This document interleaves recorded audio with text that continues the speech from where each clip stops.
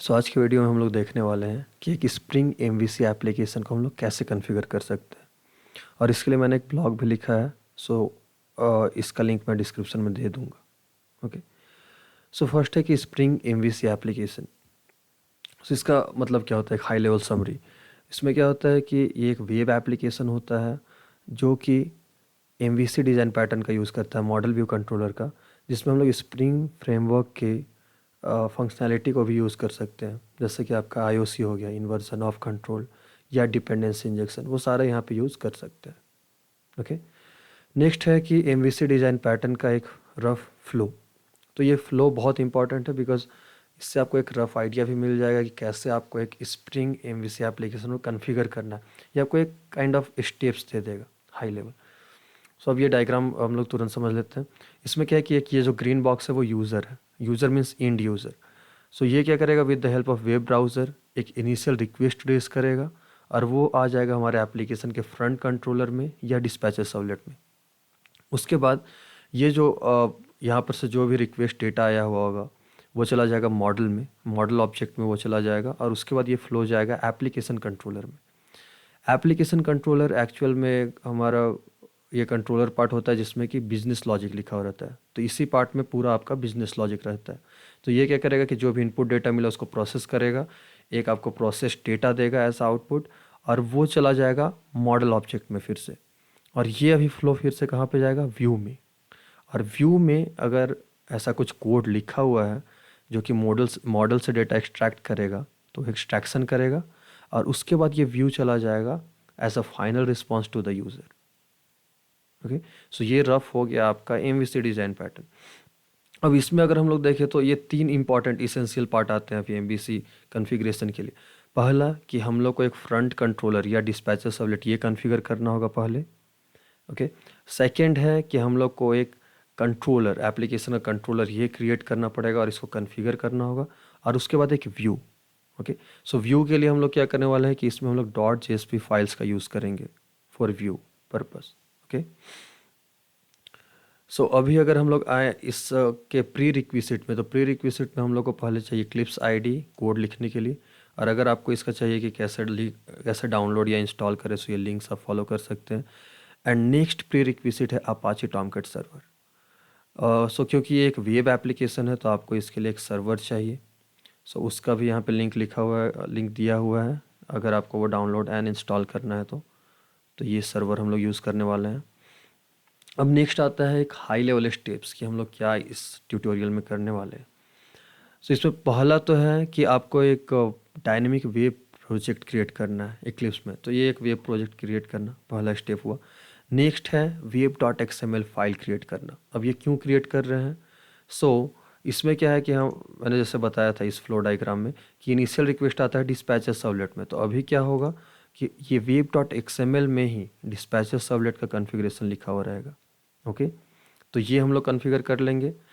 अब इसके बाद और एक क्या यहाँ पे कॉन्फ़िगरेशन करना है नेक्स्ट, वो है यूआरएल मैपिंग।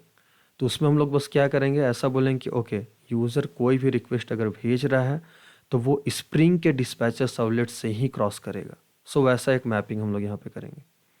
नेक्स्ट है नेक्स्ट स्टेप रहेगा जिसमें कि हम लोग का एक और XML फाइल होगा और इसमें क्या होगा कि यही एक्चुअल एप्लीकेशन कॉन्फ़िगरेशन रखता है। ओके। एप्लीकेशन कॉन्फ़िगरेशन हम लोग इसी XML फाइल में रखेंगे और वो कॉन्फ़िगरेशन में वहाँ पे दो चीज़ें बस ऐड करनी है। पहला है component scanning. Component scanning high level क्या हुआ कि वही उसी मतलब पैकेज को और उसके सब पैकेजेस के अंदर के क्लासेस को। ओके। उस पैकेज के अंदर के क्लासेस को एंड उसके जितने भी सब पैकेज के अंदर के क्लासेस हैं उन्हीं को ये स्प्रिंग स्कैन करेगा। काइंड ऑफ मतलब उसी पे अपना कुछ फंक्शनैलिटी अप्लाई करेगा।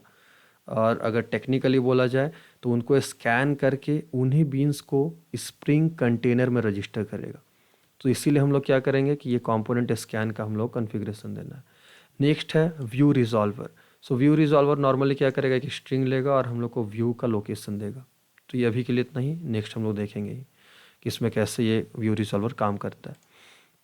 उसके बाद नेक्स्ट स्टेप रहेगा कि अब आ गया, हम लोग क्या किए थे, हम तीन स्टेप बताए थे। पहला था डिस्पैचर सर्वलेट, सेकंड था कंट्रोलर।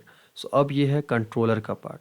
तो हम लोग क्या करेंगे, कंट्रोलर क्लास क्रिएट करना है और उसके अंदर एक कंट्रोलर मेथड जो कि सिंपली अभी मतलब इनिशियल फेज में तो वो एक स्ट्रिंग रिटर्न करेगा। ओके, नेक्स्ट है कि हम लोग को एक JSP फाइल क्रिएट करना होगा, क्योंकि मैंने पहले ही बोला कि व्यू के लिए हम लोग एक .jsp फाइल का ही यूज़ करने वाले हैं। ओके, और वो क्या होगा कि वो एक सेम स्ट्रिंग नेम पे होगा जो कंट्रोलर रिटर्न करेगा। तो ये अभी हम लोग देखेंगे। ओके, एक्चुअल में ये क्या है, आपको बस क्या करना है, इसको रफली याद रखना है कि ये सारे स्टेप्स होते हैं जब भी आप एक इनिशियल स्प्रिंग MVC एप्लीकेशन को कॉन्फ़िगर करते हैं। नेक्स्ट अब यहाँ पे स्क्रीनशॉट्स हैं, जिसमें कि हम लोग यहाँ पे है कि right click, okay, and click on new kind of, और उसके बाद आप एक डायनेमिक वेब प्रोजेक्ट पे क्लिक करो, और यहाँ पे प्रोजेक्ट का नाम है स्प्रिंग MVC डेमो। सो हम लोग ये सारा भी फॉलो करने वाले हैं। ओके, सो अभी मैं गया क्लिप्स में, यहाँ पे गए, और यहाँ पे क्या करते हैं, इसमें आप क्लिक कर सकते हो। इसके बहुत सारे वे हैं, वहाँ पे नहीं तो राइट क्लिक एंड न्यू। सो अभी हम लोग वहाँ पे क्लिक किए उस आइकन पे, इस आइकन पे, और यहाँ पे क्या हो गया, डायनेमिक वेब प्रोजेक्ट आ गया। सो ये मैंने ऑलरेडी क्रिएट किया था, इसलिए डायरेक्टली यहाँ पे आया। बट अगर आप मान लो यहाँ पे क्लास पे हैं और वहाँ पे जाना है, तो आप डायरेक्टली इसको सर्च भी कर सकते हो। तो डायनेमिक जैसे आप सर्च करोगे ये आ जाएगा। सो डायनेमिक वेब प्रोजेक्ट, और यहाँ पे हम लोगों ने जो भी प्रोजेक्ट का नाम दिया है हम वही दे देते हैं बेसिकली। सो ये हम लोग कर देते हैं paste. Spring MVC demo is an invalid name on this platform. ये नॉर्मली क्यों हो रहा है, क्योंकि मैंने लास्ट में एक स्पेस दे दिया यहाँ पे, सो बाय मिस्टेक। तो मैं इसको ऐसे कर देता हूँ, और यहाँ पे फिर नेक्स्ट के बाद हम लोग कर देना फिनिश। ये हम लोग का क्रिएट हो गया प्रोजेक्ट। ओके, अब प्रोजेक्ट में क्या करेंगे, ये प्रोजेक्ट ओपन करेंगे, हम लोग जाएंगे SRC में, सोर्स में। ओके, नेक्स्ट मेन, उसके बाद हम लोग को जाना है वेब ऐप। वेब ऐप के अंदर वेब INF। अब वेब INF में हम लोग को मिलेगा एक लीव फोल्डर। लीव फोल्डर में एक्चुअली हम लोग अपने लाइब्रेरीज रखते हैं। सो अभी हम लोग स्प्रिंग के थ्रू ये MVC परफॉर्म करने वाले हैं। तो हम लोग क्या करना होगा कि स्प्रिंग के लाइब्रेरीज यहाँ पे ऐड करने होंगे। सो स्प्रिंग के लाइब्रेरी कैसे ऐड करेंगे, सो उसके लिए यहीं पे आपको नेक्स्ट पॉइंट में ये मिल जाएगा एक लिंक, आपको इस पर क्लिक करना है। ओके, ये ओपन हो रहा है। तो ये क्या होगा कि ओपन होने के बाद कुछ इस टाइप का UI आएगा, और आपको जो ये फर्स्ट वाला मिल रहा है -dist, इसमें जाके और इसको क्लिक कर देना है। तो वो एक डाउनलोडिंग स्टार्ट हो जाएगा जिप फाइल का। ओके, मैंने क्लिक किया है और ये डाउनलोड स्टार्ट हो गया। सो अभी क्या करता हूँ, मैं इसे कैंसिल करता हूँ, क्योंकि ये मेरे पास ऑलरेडी है, क्योंकि ये ऑलरेडी है। मैं इसको डिलीट कर देता हूँ। सॉरी, ये cancel. Okay, it got deleted, कोई बात नहीं। सो यहाँ पे हम लोग एक्सट्रैक्ट कर लेते हैं, extract here, it will take some time. Okay, मतलब मैंने सोचा कि वो एक्सट्रैक्ट करके ही दिखा देते हैं प्रैक्टिकली। कभी कभी रहता है कि सबको लगता है नहीं, मे बी ये फाइल्स होगा या नहीं होगा। Okay, so it won't take much time. Okay, so अभी हम लोग को बस क्या करना है कि ये अभी ओके ये एक्सट्रैक्टेड हो गया। एक्सट्रैक्टेड में हम लोग क्या करना है कि इस फोल्डर में, जो एक्सट्रैक्टेड फोल्डर में गए, उसमें लीव्स के अंदर जाना है, और इसके अंदर जितने भी जार्स हैं, सो Ctrl+A, मैंने सारे को सेलेक्ट कर लिया है, Ctrl+C कॉपी कर लेना है, और उसको लीव के अंदर जाके पेस्ट कर देना है। यहाँ पे Ctrl+V डायरेक्ट कर सकते हैं, या आप यहाँ पे पेस्ट। अभी क्या है, इस लीव के अंदर आपके सारे जार्स आ गए जो भी उस एक्सट्रैक्टेड फोल्डर में थे, उस चिप में थे। ओके, नेक्स्ट अब इसके बाद क्या है कि हम लोग को अब चाहिए, वो ब्लॉग में भी थोड़ा चलते हैं रेफरेंस के लिए। ओके, अब हम लोग को नेक्स्ट चाहिए, ये लीव में हम लोगों ने पेस्ट कर दिया। अब है कि web.xml।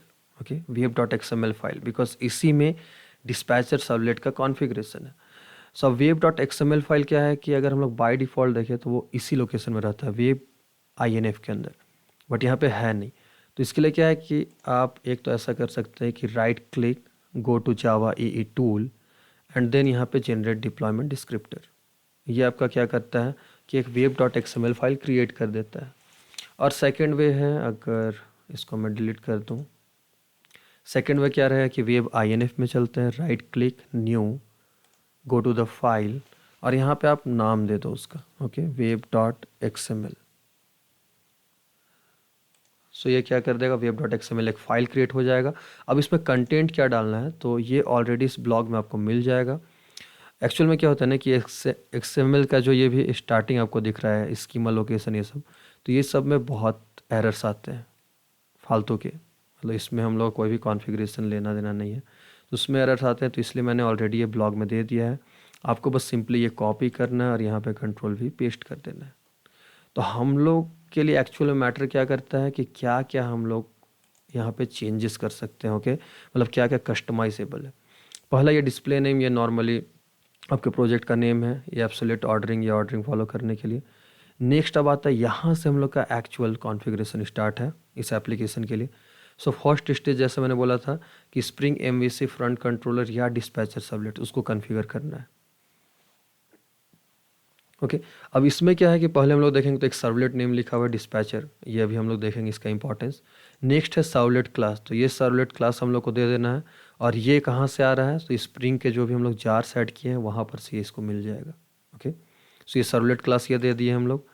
अब उसके बाद क्या है कि एक इनिट पैरम में हम लोग क्या किए हैं कि इसका ये हो गया कंटेक्स्ट कॉन्फ़िगरेशन लोकेशन, मतलब क्या ये एप्लीकेशन का कॉन्फ़िगरेशन है एक्चुअल में। सो इसके लिए हम लोग क्या दिए हैं लोकेशन की वेब आईएनएफ के अंदर इस नाम का एक एक्सएमएल रहेगा जिसमें कि एप्लीकेशन कॉन्फ़िगरेशन होगा।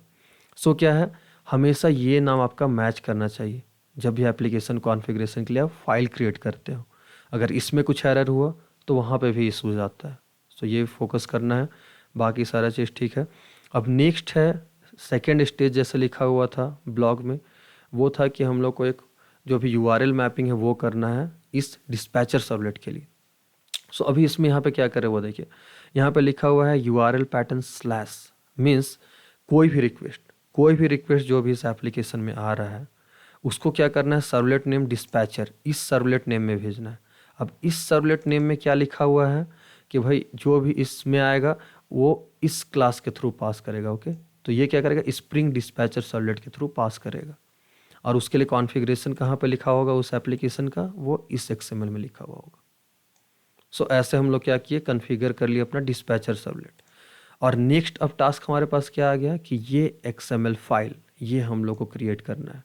तो मैं क्या करता हूँ कि ये सेम नेम कॉपी कर लेता हूँ, कोई भी वो टाइपिंग एरर से बचने के लिए। और ये क्या है, वेब आईएनएफ के अंदर क्रिएट करना है हम लोग को। तो मैं वेब आईएनएफ में जाता हूँ, राइट क्लिक न्यू, एंड यहाँ पे हम लोग कर लेते हैं फाइल। यहाँ पे ये सेम चीज़ मैं पेस्ट कर लेता हूँ और फिर ये फिनिश। अब यहाँ पे आ गया ये हम लोग का कॉन्फ़िगरेशन फाइल, एप्लीकेशन कॉन्फ़िगरेशन। अब एप्लीकेशन ये सारा चीज़ जो भी मैंने बताया ये वेब डॉट एक्सएमएल के लिए वो सारा चीज़ यहाँ एक्सप्लेन्ड है, क्या सेम रखना है। ओके, अब क्या है कि ये सेम फाइल के लिए हम लोग क्या करते हैं कि उसका कंटेंट भी यहीं से उठा लेते हैं। और सेम जो भी कस्टमाइजेबल कंपोनेंट होगा वो मैं अभी एक्सप्लेन करूँगा कि कौन क्यों लिखा हुआ है, उसको आप क्या चेंज कर सकते हैं, मतलब उसमें आप क्या चेंजेस कर सकते हैं, कैसे वो कस्टमाइज हो सकता है। अब जैसे कि इस कॉन्फ़िगरेशन के लिए मैंने एक स्टेज लिखा था जो था स्टेज 3, जिसमें क्या था कि हम लोग कंपोनेंट स्कैनिंग का सपोर्ट मतलब कॉन्फ़िगरेशन करेंगे। अब कंपोनेंट स्कैनिंग के लिए हम लोग क्या लिखें कि बेस पैकेज है ये। ओके, ये क्या है, com.programwind.spring_demo। सो अब क्या करेगा, स्प्रिंग की इस पर्टिकुलर बेस पैकेज में जाएगा, मतलब कि इस पैकेज के अंदर के सारे क्लास और उसके जितने भी सब पैकेजेस के अंदर क्लास है, तो ये रिकर्सिवली अपने सब क्लासेस में और अपने सब पैकेजेस में और उसके अंदर के सारे क्लासेस में जाएगा और उनको स्कैन करेगा। और स्कैन क्यों करेगा, तो वो ढूंढेगा अपना बीन्स मीन्स अगर कुछ भी आप एनोटेट किए हुए हैं, कुछ भी बीन्स बनाए हुए हैं, तो वो क्या करेगा, उनको बस स्कैन करेगा और उनको स्प्रिंग के कंटेनर में स्टोर कर लेगा। ओके, स्प्रिंग के कंटेनर में काइंड ऑफ रजिस्टर करता है, तो वो रजिस्टर कर देगा स्प्रिंग कंटेनर में ताकि फिर स्प्रिंग उस पर वर्क कर सके। सो काइंड ऑफ स्प्रिंग उन लोग को देख रहा है, उस पर वो स्प्रिंग वर्क कर सकता है। सो वैसा हम लोग समझ सकते हैं रफली। और नेक्स्ट है हमारा स्टेज 4, जिसमें क्या है कि हम लोग स्प्रिंग एमवी से व्यू रिजॉल्वर को कॉन्फ़िगर करने वाले हैं। अब ये व्यू रिजॉल्वर एक्चुअल में क्या करता है, तो जो भी इसको क्या है कि स्ट्रिंग कुछ चाहिए, कोई भी एक स्ट्रिंग वैल्यू चाहिए, उसमें ये जो प्रीफिक्स है उसको डाल देगा और ये पोस्टफिक्स या सफिक्स, यहाँ के लिए सफिक्स बोलते हैं। सो ये सफिक्स क्या करेगा, .jsp को डाल देगा और उसके बाद जो एक्चुअल हम लोग को आउटपुट मिलेगा उसको सर्च करेगा प्रोजेक्ट में। सो अगर ब्लॉग में देखें सेम एग्जांपल कि वो कैसे सर्च करता है, तो मान लेते हैं कि हम लोग का स्ट्रिंग क्या है यहाँ पे, होम। ओके, होम को स्ट्रिंग मिला इस व्यू रिजॉल्वर को, वो क्या करेगा, प्रीफिक्स में ये डाला वेब-inf/view एंड सफिक्स में डाल दिया डॉट जेएसपी, तो क्या हो गया, आपको ये स्ट्रिंग पूरा मिल जाएगा। अब ये क्या करेगा, वेब आईएनएफ के अंदर व्यू के अंदर होम डॉट जेएसपी को सर्च करेगा। सो अभी के लिए हम लोग बस क्या कर लेते हैं, ये व्यू नाम का जो फोल्डर है वो क्रिएट कर लेते हैं। ओके, सो हम लोग चलते हैं अपने प्रोजेक्ट में, क्योंकि हम लोग को व्यू बनाना ही है, उसी के अंदर सारे डॉट जेएसपी फाइल्स रखने होंगे according to our view resolver. Okay, so यहाँ पे हम लोग क्या करते हैं, न्यू फोल्डर, और वेब आईएनएफ के अंदर हम लोग को चाहिए एक व्यू। सो हम लोग यहाँ पे रख लेते हैं व्यू नाम का फोल्डर। ओके, अब फिर से चलते हैं कि नेक्स्ट स्टेप हम लोग क्या आएगा। सो नेक्स्ट स्टेप अगर देखा जाए तो अब है हम लोग का पैकेजेस बनाना। ओके, सो 20 पैकेज हम लोग जो भी नाम दिए हैं, इसी का मतलब इसी के नाम का हम लोग को एक पैकेज बनाना है। सो हम लोग कहाँ पे अब जाएंगे वो पैकेज बनाने के लिए, तो हम लोग अपने जावा सोर्स में लिखेंगे। सो आप लोग कहाँ पे जाना है, जावा रिसोर्स फोल्डर में, उसके अंदर सोर्स मेन जावा इसमें। ओके, अब यहाँ पे जाके आपको राइट क्लिक करना है, new, and then go to package and paste this thing. Okay, ये सेम पैकेज। अब क्या है कि आप इस सेम पैकेज में भी कंट्रोलर बना सकते हैं या इसके किसी सब पैकेज में, जैसे कि com.programwin.springdemo.controller, और उसके अंदर फिर कोई एक कंट्रोलर क्लास, जैसे होम कंट्रोलर, मास्टर कंट्रोलर, कुछ भी। सो अभी मैं क्या करता हूँ, डायरेक्टली इसी पैकेज बना देते हैं। बट बाद में जब हम लोग एक्चुअल एमवीसी पे वर्क करते हैं, सो वहाँ पे बहुत सारे लेयर्स आते हैं, कंट्रोलर, सर्विस, डाव। सो हर एक के लिए अलग अलग पैकेजेस होते हैं, बट क्योंकि ये एक फर्स्ट प्रोजेक्ट है तो हम लोग ये नॉर्मल रखते हैं। ओके, सो ये बेस पैकेज हम लोग रख लिए हैं। अब ये क्या करेंगे, बेस पैकेज के अंदर हम लोग को एक बनाना है कंट्रोलर क्लास। सो कंट्रोलर क्लास का नाम हम लोग क्या करेंगे, यहीं से उठा लेते हैं। सो ये देखिए सेम स्टेप है, एक पैकेज हम लोग क्रिएट किए और उसमें ये सेम नाम दिए हैं, स्प्रिंग डेमो। ओके, अब उसके बाद क्या है कि हम लोग को एक कंट्रोलर क्लास क्रिएट करना है, उसका नाम यहाँ पे मास्टर कंट्रोलर है, मैं सेम यूज़ कर लेता हूँ। ओके, सो यहाँ पे राइट क्लिक ऑन दिस, ये पैकेज, और यहाँ पे हम लोग चले जाते हैं न्यू क्लास, और यहाँ पे हम लोग पेस्ट कर लेते हैं मास्टर कंट्रोलर। और सेम इशू है कि लास्ट में एक स्पेस आ गया है, सो इसको ये बैक कर लिया जाए एंड देन फिनिश। तो हम लोग के पास आ गया यहाँ पे मास्टर कंट्रोलर। अब क्या है कि मास्टर कंट्रोलर अभी एक सिंपल क्लास है, अगर इसको स्प्रिंग का कंट्रोलर बनाना है तो उसके लिए एक एनोटेशन ऐड करना पड़ता है। ओके, सो @कंट्रोलर हम लोग और देखते हैं। सो @कंट्रोलर, और ये कहाँ से इंपोर्ट होगा, यहाँ पे org.springframework.stereotype। ओके, सो यहाँ से अब ये @कंट्रोलर एक्चुअल में क्या है, सो ये एक चाइल्ड है @कंपोनेंट का। और सिंपली समझे तो ये क्या करेगा कि जब भी स्प्रिंग कंपोनेंट स्कैन करेगा, सो ये उस टाइम पे इस क्लास को रजिस्टर कर देगा स्प्रिंग कंटेनर में। ओके, सो स्प्रिंग कंटेनर में ये रजिस्टर हो जाएगा और उसके बाद स्प्रिंग इस पर वर्क कर सकता है, स्प्रिंग इस पर लुकअप करेगा और जो भी काम करना है वो कर सकता है। ओके, सो अब ये कंट्रोलर भी बन चुका है। नेक्स्ट है कि हम लोग को एक कंट्रोलर मेथड बनाना है। अभी मैं वो बताऊंगा कि वो क्या होता है। तो अभी यहाँ पे क्या करते हैं कि पब्लिक वॉइड, और यहाँ पे देखते हैं कि ब्लॉग में जो है मैं वो सेम एग्जांपल यूज़ कर लेता हूँ।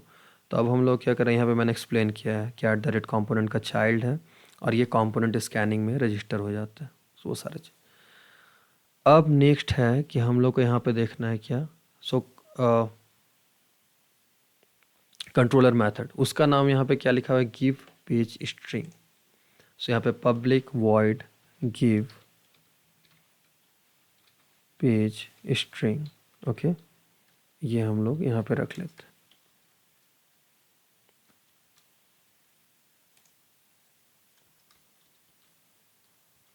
यस, और यहाँ पे बस अब क्या है ना कि जैसे कि यहाँ पे मास्टर कंट्रोलर, तो अगर इस कंट्रोलर का आप कुछ भी नाम रखो फ़र्क नहीं पड़ता है, बिकॉज ये एनोटेशन दे दिए तो स्प्रिंग को पता चल गया कि ओके ये एक कंट्रोलर है।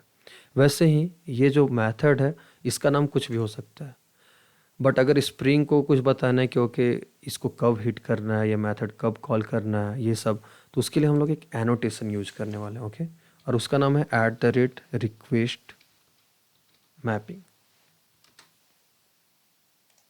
@request mapping. और इसमें बस हम लोग क्या कर रहे हैं, डबल कोट्स के अंदर एक दे देंगे स्लैश, मीन्स कोई भी रिक्वेस्ट, बाय डिफ़ॉल्ट यही कॉल होगा। और इस मेथड का एक्चुअल में रिटर्न टाइप रहेगा कि स्ट्रिंग। मैं बताता हूँ इसका क्या यूज़ है। ओके, सो रिटर्न, और यहाँ पे बाय डिफ़ॉल्ट हम लोग कर दे रहे हैं नल।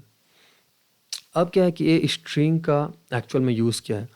सो यही वो स्ट्रिंग है जिसको view resolver as a input लेगा और उसके बाद उसी नाम का एक व्यू सर्च करेगा। कहाँ पे? तो वेब INF के व्यू के अंदर। ओके, तो इसी नाम का एक .jsp फाइल वो सर्च करेगा। सो अभी के लिए हम लोग क्या करते हैं कि ब्लॉग में मैंने क्या लिखा है कि होम नाम का एक क्रिएट किया है। सो ये देखिए यहाँ पे क्या है, home.jsp। सो मैं सेम यहाँ पे क्या करता हूँ कि अब स्ट्रिंग का हम लोग क्या यहाँ पे नाम रिटर्न करेंगे। सो स्ट्रिंग यहाँ पे रिटर्न होगा होम। ओके, इसको कर लेते हैं सेव। अभी क्या है कि सारे चीज़ सेव कर लेते हैं, अदर भी चीज़ है तो ये सेव मान लेते हैं। अब हम लोग क्या है कि व्यू के अंदर इस नाम का एक .jsp फाइल क्रिएट करना है। सो अभी क्या हम लोगों ने दिया है होम, तो home.jsp। सो यहाँ पे करते हैं home.jsp। इसके लिए मैंने सेम क्या किया, व्यू में गया, राइट क्लिक, न्यू, और वहाँ पे फाइल, और फिर ये फाइल का नाम वैसे ही करना है। ओके, अब ये home.jsp में क्या है कि यहाँ पे सिंपल ये एक HTML फाइल होगा। सो अभी क्या करता हूँ मैं, ये कंटेंट बस एक कॉपी कर लेता हूँ। आप कुछ भी HTML में रख सकते हो कि H1 H2, कोई आपको कोई कलर दिखाना है तो आप कुछ भी मतलब HTML के टैग्स यूज़ कर सकते हो। सो मैं ये कॉपी कर लेता हूँ यहाँ से और इसको यहाँ पे कर लेता हूँ पेस्ट। ओके, और इसके बाद हो जाता है ये सेव। अभी क्या है कि ये सेव कर लिए। अभी यहाँ पे कुछ एरर आ रहा है। ओके, सो ये क्या बोल रहा है कि जावा x the super class. Okay, तो ये जो सुपर क्लास है जावा x dot servlet dot H T T P servlet, ये इसको मिल नहीं रहा है कहाँ पे, जावा बिल्ड पाथ में। सो इसके लिए क्या कर सकते हैं, तो ये एक काइंड ऑफ एरर है और ऐसे बहुत सारे एरर्स आ सकते हैं। बट अभी अगर आप ये ट्यूटोरियल अगर अच्छे से फॉलो करते हैं, सारे जो भी नेमिंग कन्वेंशंस है, जो भी सेम नेम रखना है वो सब, सो इस पर कोई भी इशूज़ नहीं आएगा। ओके, सो अगर मैं इसको क्या करूँ कि अब इसका एरर सॉल्व करना है, सो पहले हम लोग को जानना है बिल्ड पाथ, उसके बाद कॉन्फ़िगर बिल्ड पाथ। ओके, और उसके बाद यहाँ पे हम लोग को देख लेना है प्रोजेक्ट फैसेट्स। इसके हम लोग जाते हैं प्रोजेक्ट फैसेट्स के रन टाइम में, और यहाँ पे जो भी टॉमकेट कॉन्फ़िगर्ड है उसको मैंने चेक इन कर दिया, अप्लाई। ओके, और फिर अप्लाई एंड क्लोज।